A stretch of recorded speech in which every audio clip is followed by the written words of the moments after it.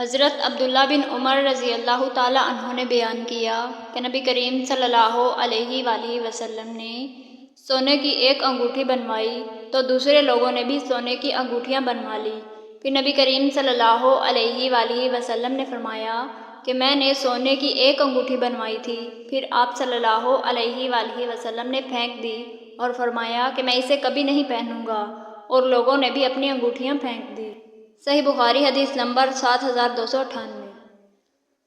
حضرت جندب بن عبداللہ رضی اللہ تعالیٰ عنہ نے بیان کیا کہ رسول اللہ صلی اللہ علیہ وآلہ وسلم نے فرمایا، جب تمہارے دل ملے رہیں قرآن پڑھو، اور جب تم میں اختلاف ہو جائے تو اس سے دور ہو جاؤ۔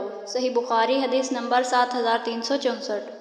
حضرت معاذ بن جبل رضی اللہ تعالیٰ عنہ سے روایت ہے کہ نبی کریم صلی اللہ علیہ وآلہ وسلم نے فرمایا، اے معاذ، کیا تمہیں معلوم ہے کہ اللہ کا اس کے بندوں پر کیا حق ہے؟ انہوں نے کہا کہ اللہ اور اس کے رسول ہی زیادہ جانتے ہیں۔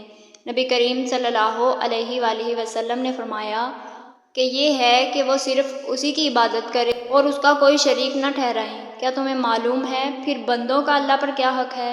عرض کیا کہ اللہ اور اس کے رسول ہی زیادہ جانتے ہیں۔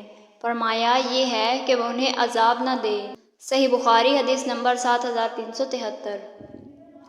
حضرت ابو ہریرہ رضی اللہ تعالیٰ عنہ سے سنا کہ نبی کریم صلی اللہ علیہ وآلہ وسلم نے فرمایا، اگر میرے پاس احد پہاڑ کے برابر سونا ہوتا تو میں پسند کرتا کہ اگر ان کے لینے والے مل جائیں تو 3 دن گزرنے سے پہلے ہی میرے پاس اس میں سے 1 دینار بھی نہ بچے، سوائے اس کے جسے میں اپنے اوپر قرض کی ادائیگی کے لیے روک لوں۔